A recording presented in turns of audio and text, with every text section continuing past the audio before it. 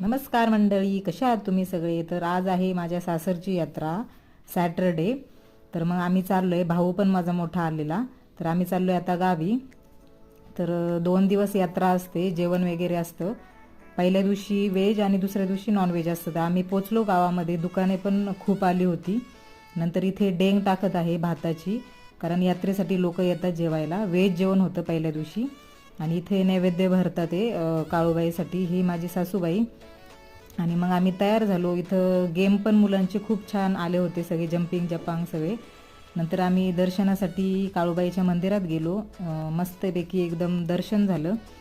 आणि मग तिथून पुढे आम्ही गेलो घरी.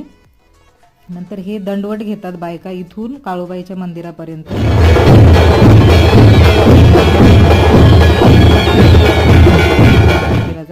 तर अशा पद्धतीने आमची यात्रा छान झालेली आहे. बाय.